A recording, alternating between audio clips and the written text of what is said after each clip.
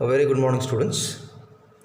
In the last class we were studying about the different endocrine glands in our body, and we also discussed about the growth hormone, its functions as well as its malfunction. And today we are going to study another two glands, that is, one is the thyroid gland and another one is the parathyroid gland. Now the thyroid gland actually, when you talk about the endocrine glands, we talked the hypothalamus, which has the releasing factor as well as the inhibitory factors, and this will be giving this releasing or inhibitory factors to the pituitary gland, and pituitary gland sends the stimulating hormone to the target gland. So here we are studying thyroid gland, so it is the target gland, thyroid gland. So for any hormone to get action, these three are very important. So hypothalamus gives releasing factor, pituitary sends the stimulating factors, and the thyroid gland secretes its own hormones. Now here the releasing factors are for thyroid stimulating hormone. Our thyroid gland is the TSH, in the sense thyroid stimulating hormone.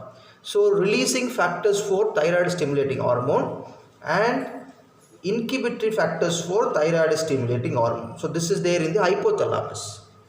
In pituitary we have thyroid stimulating hormone. This is a releasing hormone and this is a stimulating hormone, and this will enter into the thyroid gland for producing two hormones, that is T3 and T4, triiodothymin and tetraiodotyrosine, or tyrosine, that is an important, right? So these are the two different hormones, that is T3 and T4, that is triiodotyrosine, and here that is tetraiodothyroxine. So these are the two hormones which is involved in the which is produced in the thyroid gland. Now when these hormones T3 and T4 has to synthesize or secreted in the thyroid gland, the hypothalamus has to send the releasing factors, and this releasing factor will enter into the pituitary gland to secrete thyroid stimulating hormone, and this thyroid stimulating hormone will enter into the thyroid gland to secrete these two hormones, and that will involve in the functions. Now all these are monitored under the blood. So any hormone, not only thyroid, for any hormone if you take, this is the pathway for the function. So now before we could talk about the functions of this T3 and T4 hormones, we will talk something about the anatomical part of the thyroid gland. Anatomical means the structure of the thyroid gland. Now the thyroid gland actually, it has composed of two distinct lobes. So we will talk like this. So this is the lobe of the thyroid gland, like this. It is there in the neck area. So this is a structure of the thyroid gland. It has two distinct lobes. So it has two lobes. Okay, so these lobes are lying on either side of the trachea. Okay, so where the windpipe enters, in that windpipe, so this is the windpipe, this is the windpipe, this is present on either side of the trachea. Understand, right? Now so these two lobes are connected like this. So it is connected by a narrow bridge or a bony structure, a tissue structure, that is called the isthmus. So isthmus is a structure where these two lobes, lobe 1 and 2, are getting connected with each other. Clear? Right.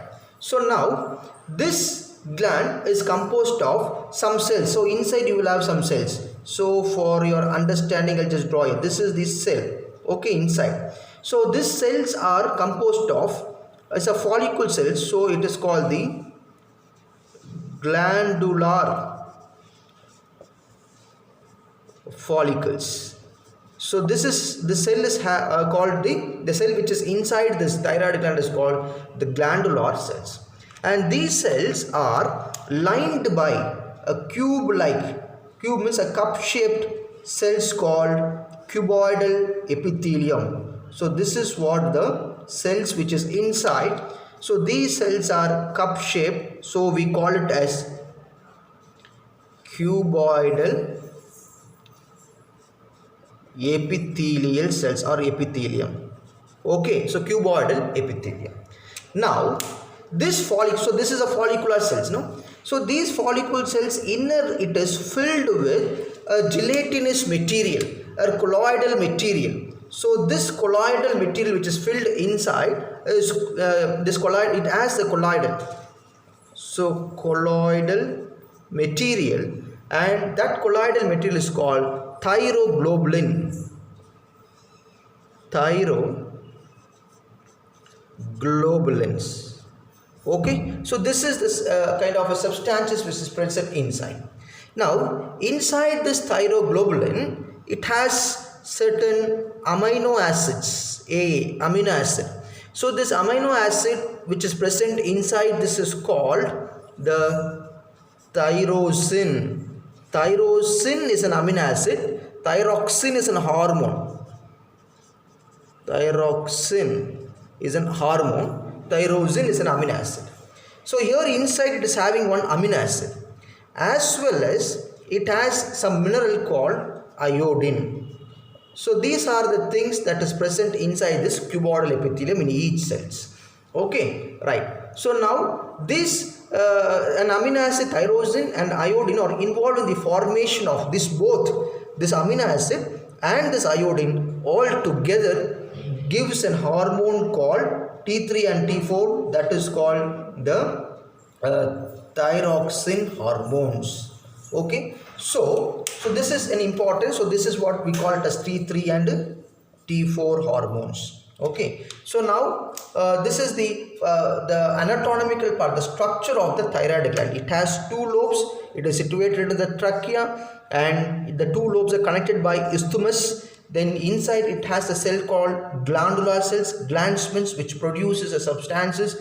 Follicles means cup or cube shaped cells, and it is lined by a cuboidal epithelium. Epithelium is the outer membrane, and filled with a colloidal material inside called thyroglobulin. This thyroglobulin consists of one amino acid called thyrosin and minerals called iodine. There are 65% of iodine is present inside, and these two are necessary for the secretion of T3 and T4. Suppose if any one or iodine is reduced, if iodine content is not there, and these hormones are not synthesized here. Okay, so that is the reason we are advised to take iodized salt. So the iodine content has to be maintained. Even in the soil, the salt content has to be there. So even when the crops growing in the soil where it consists of more salt content, then we eat that, we will have a sufficient amount of this thyroxine hormone. Suppose the plant which is growing in an area where there is no salt in the soil,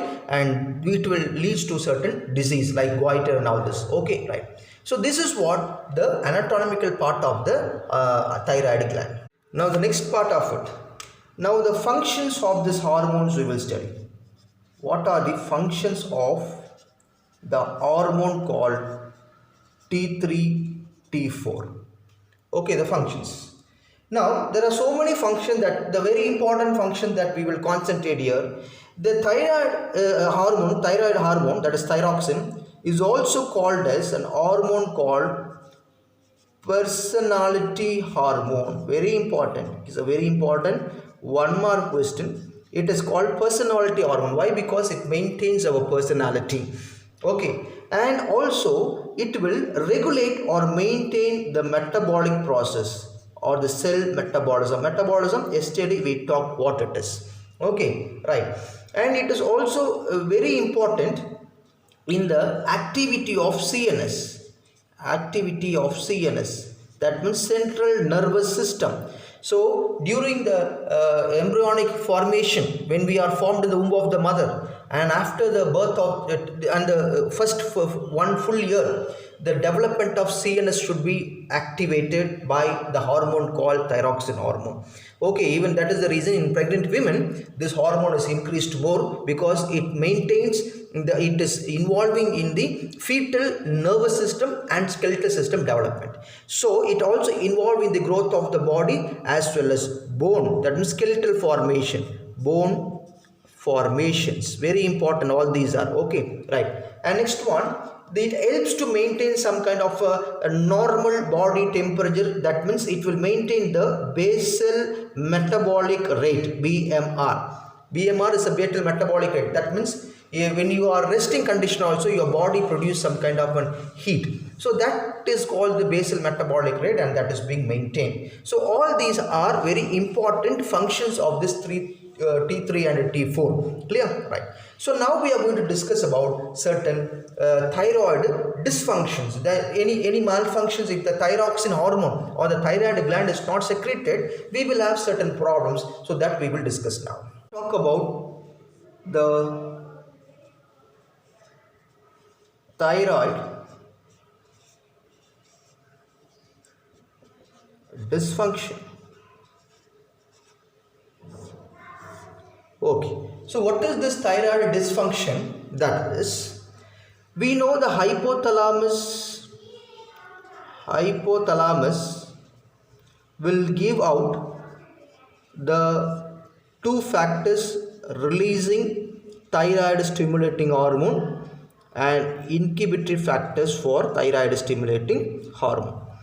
Then this is under the control of, it is controlling the pituitary gland, and this pituitary gland will have always, for the thyroid gland, it has thyroid stimulating hormone, and this controls the thyroid gland for producing T3 and T4. Okay, right. So now this hormone, whenever it is reduces, so where it is reduced, we can find out the hormone reduction takes place inside the blood. So in the blood we can easily identify this hormone called T3 and T4 is reduced. So what is happening here is, this gland called thyroid gland are failing to secrete the normal level of the hormone. That condition is called thyroid dysfunction. Normal means it is either this hormone is produced less or it is produced more. Okay, so it is not normal. So that is what we are going to talk. So first we are going to talk about the hypothyroidism.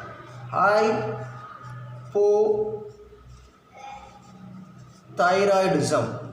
Now what is this hypothyroidism? Hypo means always, you remember, there is a less or the decrease the secretion of T3 and T4, that is decreased. Okay, so if this decrease, why it is decreased? Because of two things we are talked about. If this two hormones has to produce, we need a mineral called iodine is important, as well as an amino acid is important. Okay, so this, in the person who is suffering from this hypothyroidism, they don't have iodine in the diet.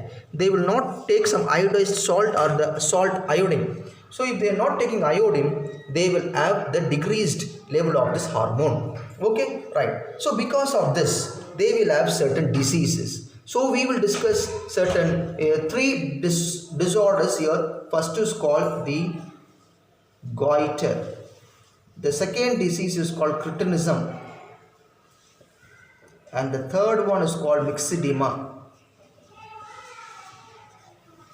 So these are the three disorders related to hypothyroidism. That means less secretion of the thyroid, an hormone called thyroxine.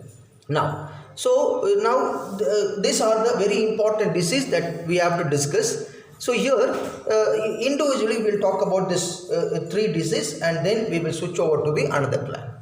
In hypothyroidism, we will talk about the goiter.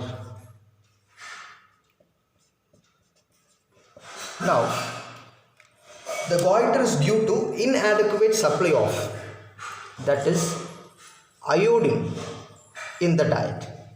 So this is because of inadequate supply of iodine in the diet. The person who is not taking this iodine in the diet, he will have this problem called goiter. So what is this goiter? Actually, this is prevalent in Himalayan regions. In the Himalayan regions. Why in the Himalayan region? There, in those Himalayan regions, there is a low level of iodine content in the soil.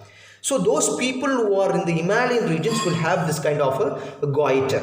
Okay, so what is actually happening in this goiter is the hypothalamus will send, now in the blood there is the decreased secretion of the T3 and T4. T3 and T4 is reduced. Why? Because there is no iodine in this patient, in this person. The diet he has not taken it. So what is happening is the reduction in this blood, these two hormones are reduced. Thyroxine hormone is reduced. So this information goes to the hypothalamus. So what this hypothalamus will do? The hypothalamus will send the releasing factors for TSH, and this TSH will enter into the pituitary gland for producing the hormone called thyroid stimulating hormone. It will enter into the gland called thyroid gland, but this thyroid gland cannot produce this T3 and T4. Why? Because to produce this T3 and T4, it requires the iodine. Iodine is required. So this iodine, this iodine is not there. So what happens? This thing that it cannot recognize it, but iodine is not there, so these hormones are not synthesized. But still this releasing factor has been sent from the hypothalamus to pituitary, and the pituitary will send TSH. Everything will be getting connected in the thyroid gland. So if you see inside the thyroid gland, you will have more number of TSH. But the TSH cannot convert into the hormone. Why? There is no iodine. So in the neck area, the TSH will be increased more. So that leads to the enlargement of the thyroid gland. So it leads to a symptom called enlargement of the thyroid gland. So the thyroid gland is enlarged. Why? Because of accumulation of TSH. Understand? And if you can see, the neck will be swelling. In this patient, the neck swelling takes place. Okay, so this is what the goiter is. One is the cretinism.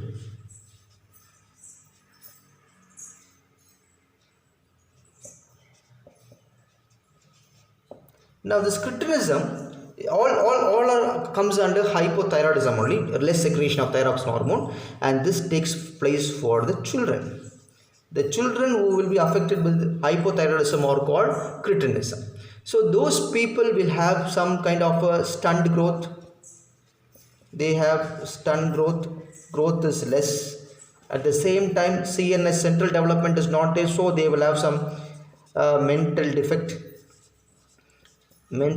will be there. At the same time, skeletal system is also not well developed, because this thyroxine hormone is very essential for this skeletal development as well as the central nervous system as well as the skeletal development. So here they also have some lack of skeletal development. So all these are the very common symptoms in this cretinism. Okay, and the third one is the myxedema.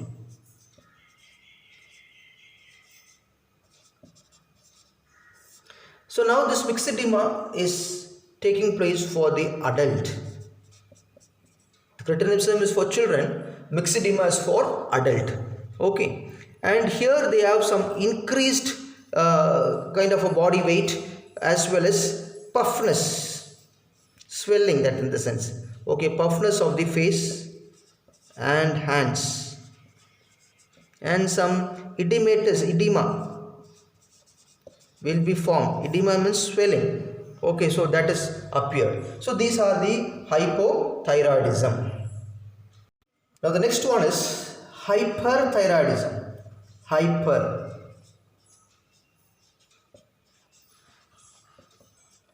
Now this hyperthyroidism is nothing but it's just opposite to hypothyroidism. Hyper means increases the secretion of an hormone called thyroxine.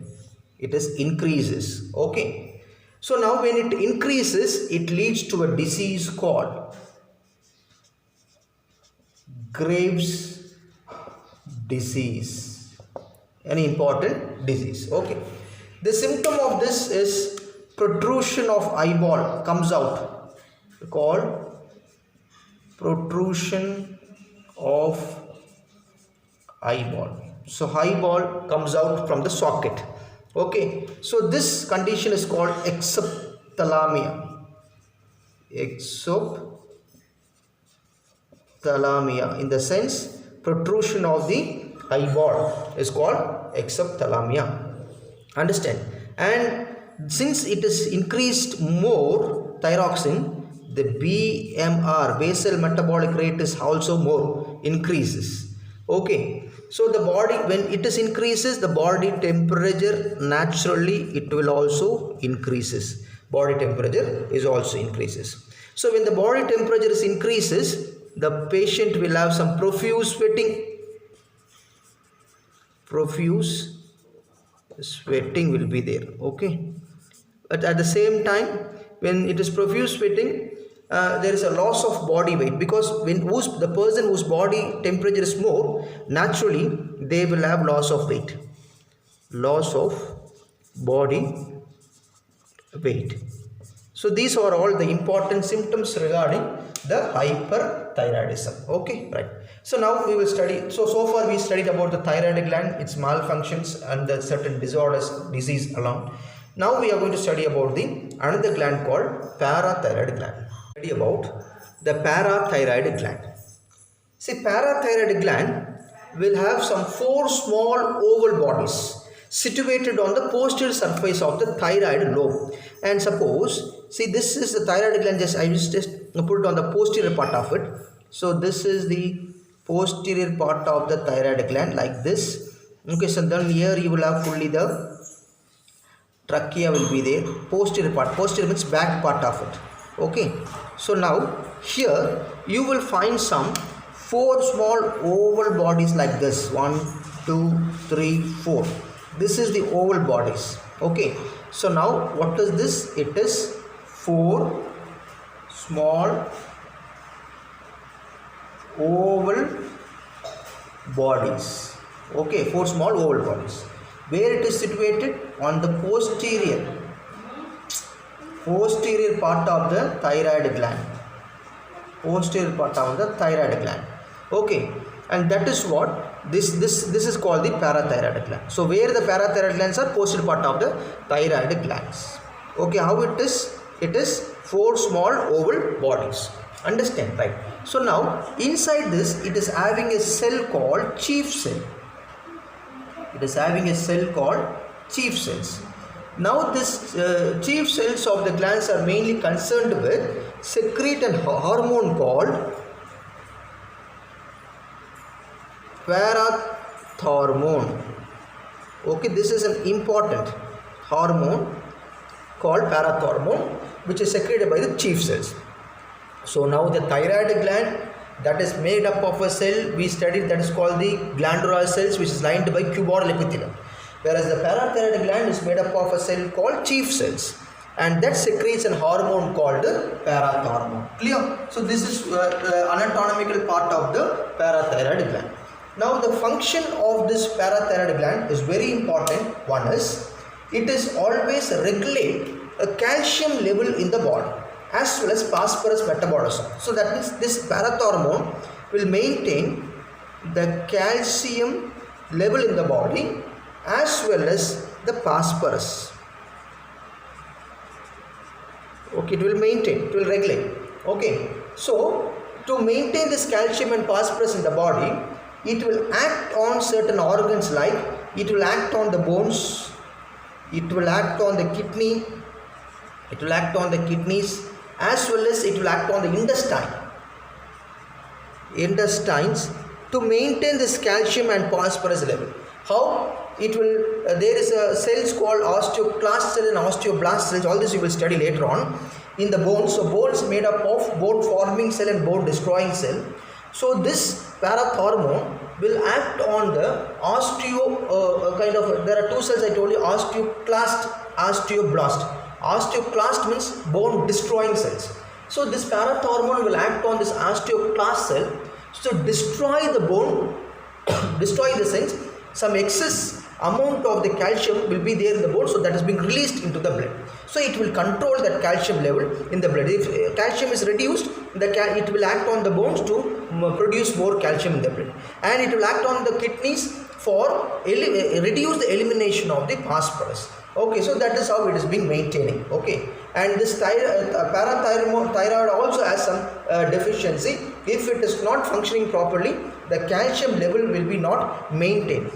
If it is more, the calcium is increased more. So it also has that, those things are not discussed in the book. So same like thyroid gland, parathyroid also will have a kind of a hypo secretion and hyper. So when it is increased more, the calcium level in the blood is increased. So the blood enters into the vital organ like kidneys, it will enter into the heart, brain, everywhere. So when it is enter into that, more calcium also will enter along with it, and it will block the vital organ. So it will lead to some heart attack or some stroke, all this, some kidney failure, all this.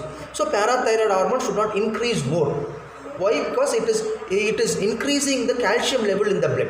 So parathormone will always increases the calcium in the blood by acting on the bones. It will reduce the excretion of phosphorus by acting on the kidneys and intestine. Understand? Right. So since it is acting on the bones to increase the more amount of calcium, if this hormone is secreted more calcium is increased in the blood, and that will lead to certain blockage in the vital organ. Along with the blood, it moves and blocks. Calcium is blocked in the vital organs. So it will lead to heart attack, stroke and everything. Clear? Right. So that is what this. Now, there is a treatment for all this. So if the parathyroid gland can be removed, if this condition is there, so that is called thyroidectomy. So all important technical keywords, you have to memorize this. That is called the thyroidectomy. Thyroidectomy is a removal of thyroid gland. Removal of the gland called parathyroid, sir, not thyroid. It is thyroid. Thyroid. Okay, so removal of the thyroid. So because where it is actually situated in the thyroid gland only. So if you remove the thyroid, parathyroid gland is automatically removed. Okay, so that is what thyroidectomy. Clear? Right. So when you remove this, there is a decreased secretion of parathormone, and there is a kind of another disease called tetany. So serious disease. Tetany is an important 2-mark question. So the muscle scams known as tetany, that means there is a sustained contraction of the muscles will be there in the face, larynx and at the feet. Okay, so that's all about this parathyroid gland. So 2 glands we have discussed today. One is called the thyroid gland, another one is the parathyroid gland. And tomorrow's class we will be discussing about another 2 glands, that is the pancreas, adrenal and gonads. With that we will stop, we will complete this chapter. Okay, thank you.